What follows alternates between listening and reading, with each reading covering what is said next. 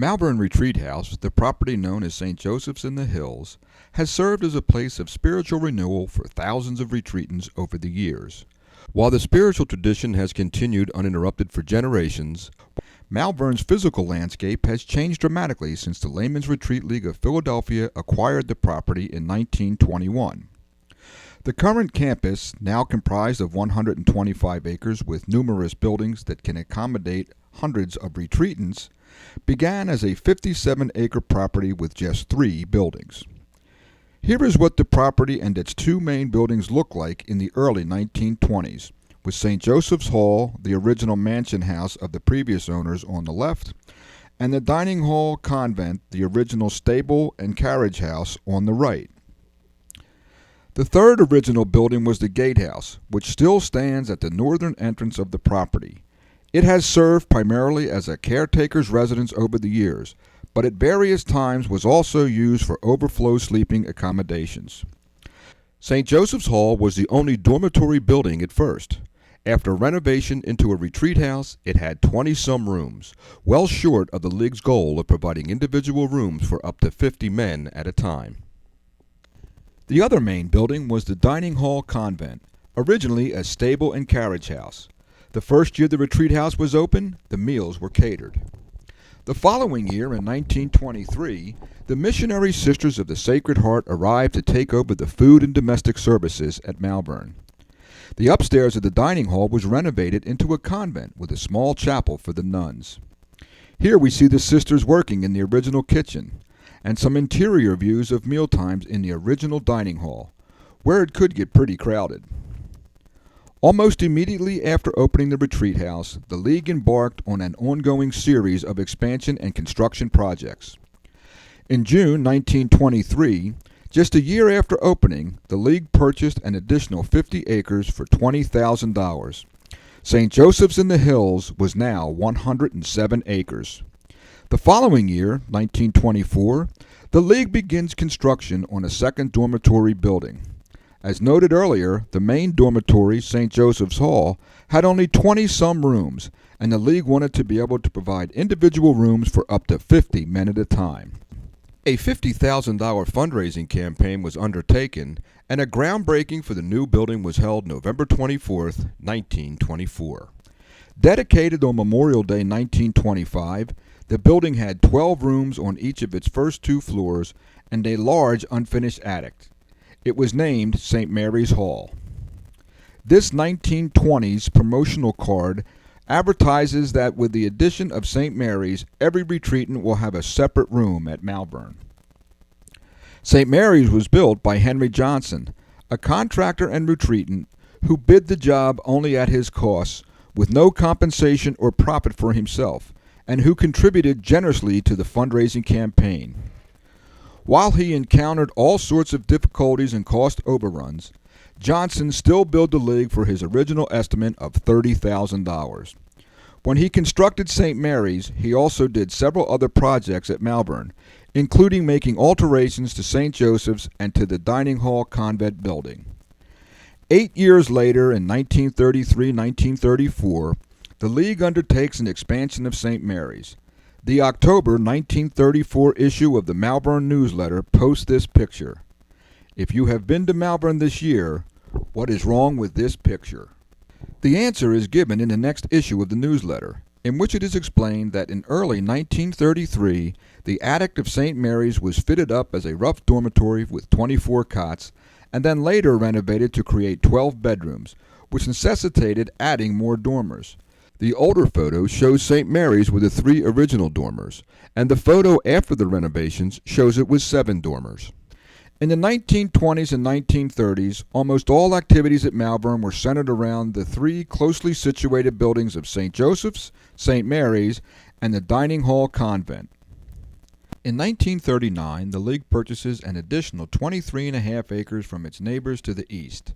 St. Joseph's in the Hills is now 131 acres. Faced with the growing attendance and in continual overcrowding, the League initiated a $100,000 fundraising campaign in 1939 to build a new dormitory and undertake renovation to existing facilities. The new building was to be named in honor of Monsignor Joseph Corrigan, Malvern's first retreat master, who had served from the opening of the retreat house in 1922 until his appointment as rector of the Catholic University in Washington, D.C. in 1936.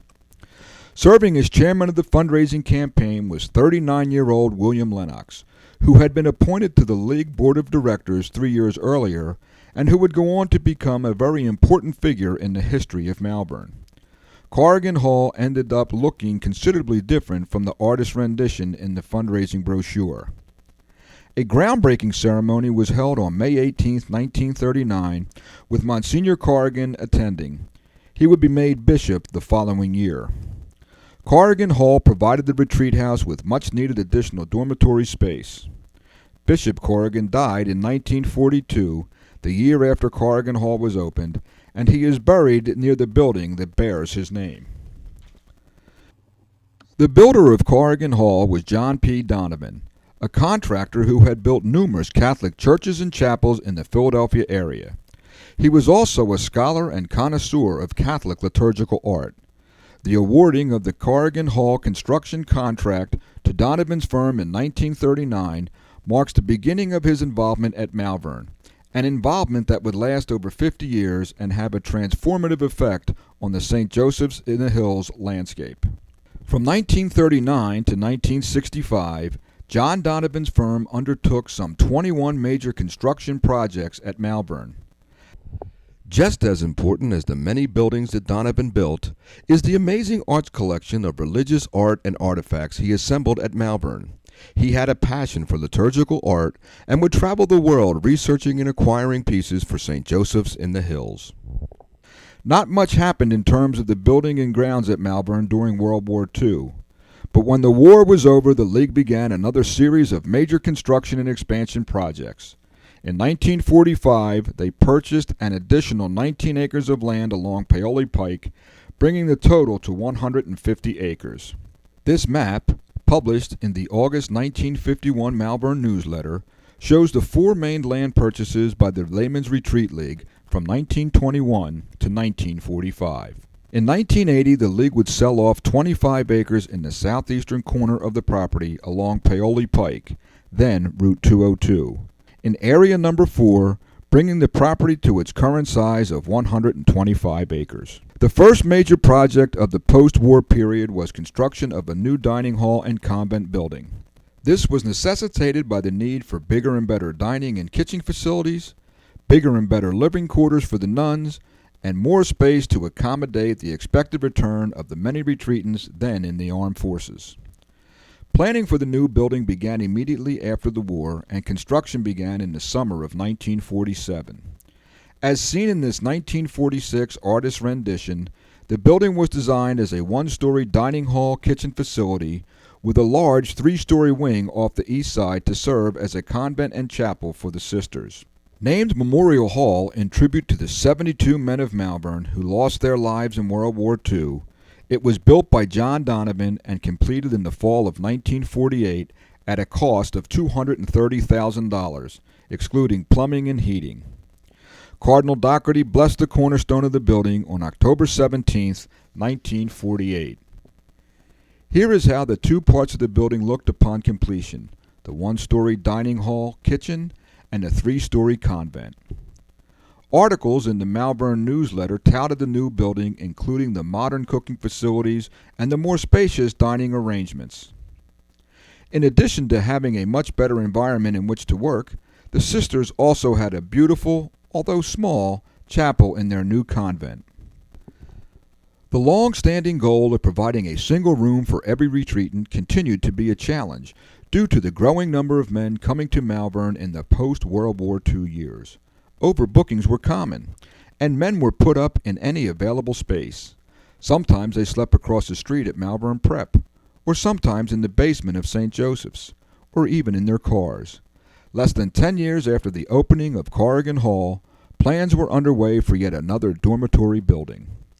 The building committee appointed to oversee this project was a formidable group of Philadelphia builders who were both retreatants and League board members.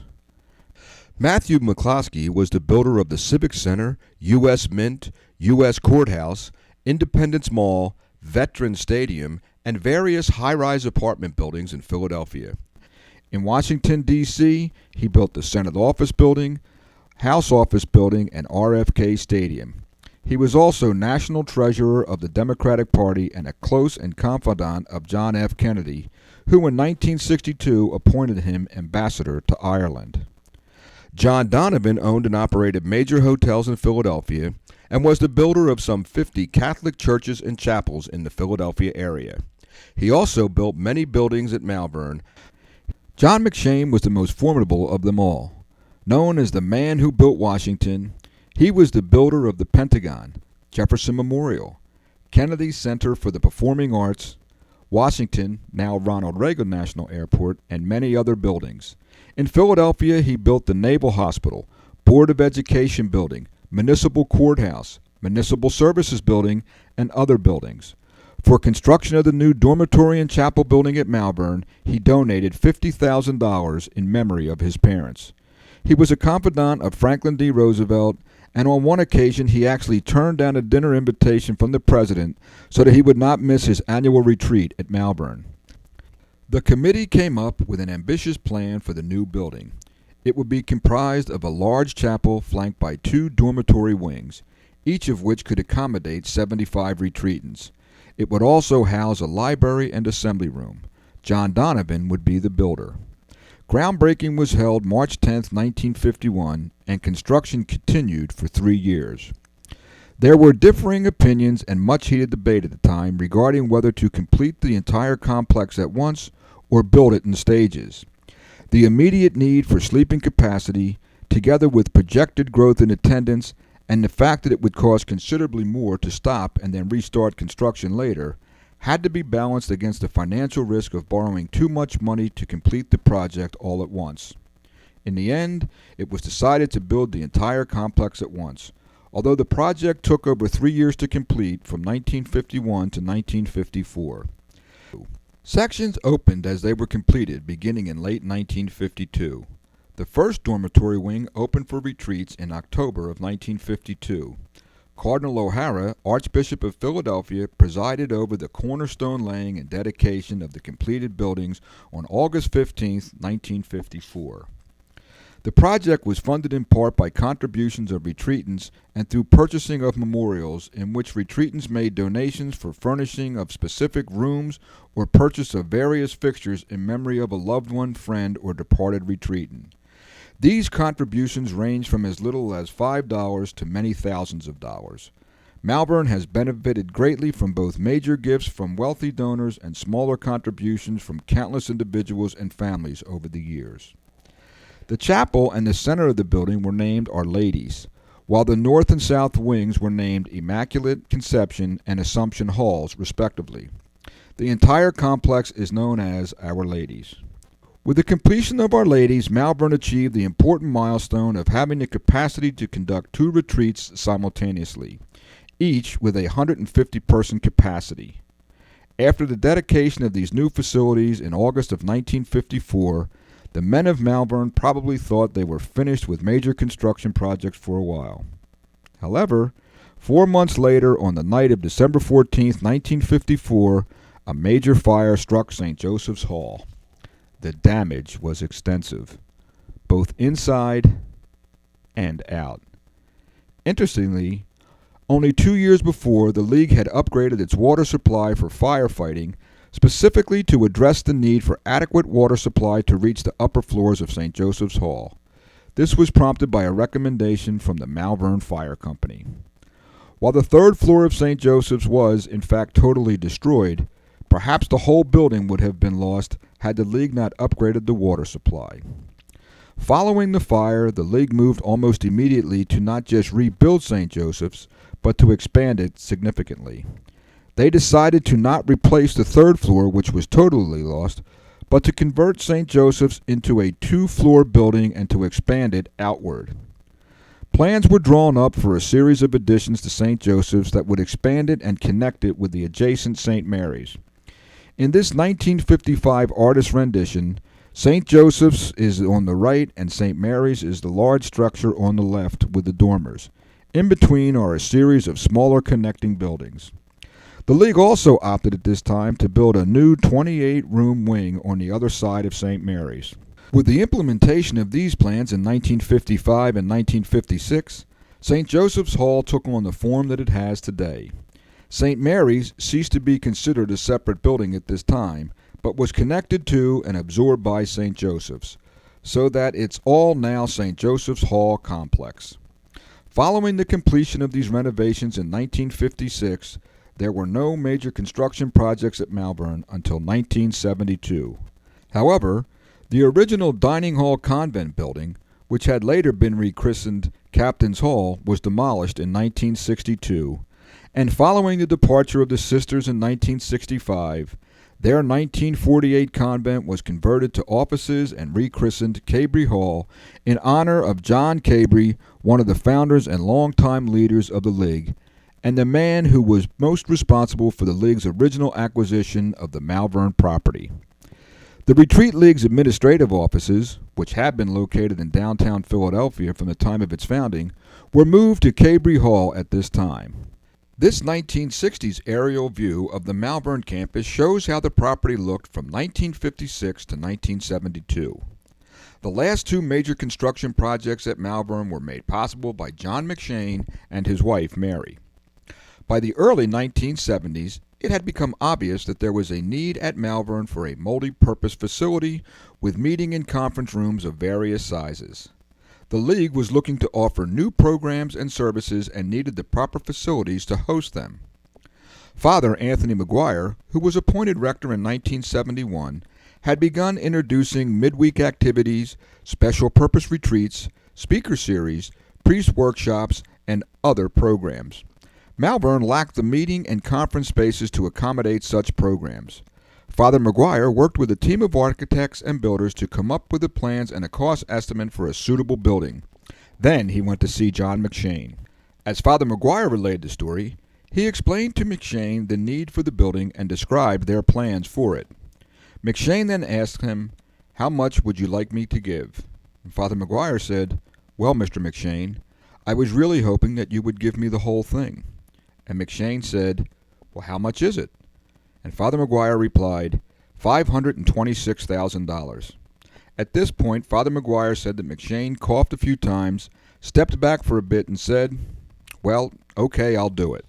McShane not only paid for the building, but he had his company build it. Groundbreaking was in April of 1972. The cornerstone was laid on June 18, 1972, as part of the ceremony surrounding the 50th anniversary of Malvern Retreat House. This was a major day of celebration, commemorating both 50 years of retreats at Malvern and the laying of the cornerstone for the new building. There was a large crowd and various dignitaries, including well-known Catholic TV personality Archbishop Fulton J. Sheen, who was a special guest speaker. Construction continued through the summer and fall of 1972, and the building was completed by the end of the year.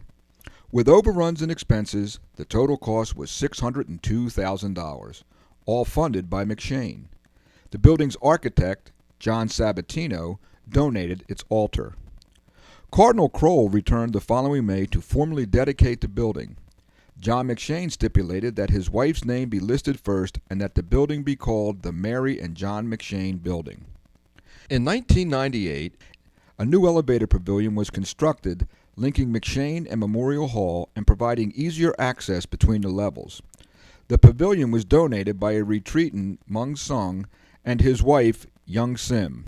The new building was situated between and served to connect the Memorial Cabry Hall complex to the north and the Our Lady's complex to the south. It was now possible to go from the dining hall or the administrative offices in Cabry Hall to the far end of Our Lady's Hall without going outside. The next and last major building project at Malvern, the McShane Horseman Family Life Center, was also the result of the McShane's generosity. John McShane died in 1989 and his wife, Mary Horseman McShane, in 1998. In overseeing the dissolution of their charitable organization, the McShane's only child, daughter Sister Pauline McShane, a nun in the Society of the Holy Child of Jesus Order, arranged for a $2.9 million gift to Malvern in the spring of 2000. The gift was presented as a challenge grant. In accepting it, the League committed to pursuing the resources necessary to construct a new building to accommodate married couples, families, small groups, and individuals. Planning and feasibility studies put the projected cost of the building at $5.2 million. In the spring of 2001, the League initiated a fundraising campaign and in February 2002 voted to accept the grant and begin construction. The fundraising campaign was called Founders of the Future and was an $8 million capital campaign not only to raise funds for the new building, but to undertake facilities improvements throughout the Malvern campus and to build up the League's endowment fund. Groundbreaking for the McShane-Hortzman Family Life Center was held on September 8, 2002. Sister Pauline McShane attended and spoke at the ceremony. A year later, the building was finished and it opened for its first retreat, a married couple retreat, on September 6, 2003. It was officially dedicated on September 12th, with Sister Pauline again in attendance. The building enhances Malvern Retreat House's ability to host multiple retreats simultaneously and now allows it to offer the retreat experience to couples, families, individuals, and groups of various types. The first family retreat was held there on Labor Day weekend of 2003. The completion of the McShane-Hortzman Family Life Center in 2003 represents the last major building project at Malvern and brings to a close the history of the buildings and grounds at St. Joseph's in the Hills. From 57 acres and a couple of buildings in 1921, it has grown into an expansive 125-acre campus with numerous buildings and beautiful grounds. In the process, has become the largest lay-owned Catholic retreat house in the world and a spiritual home for countless individuals from across the nation and the world.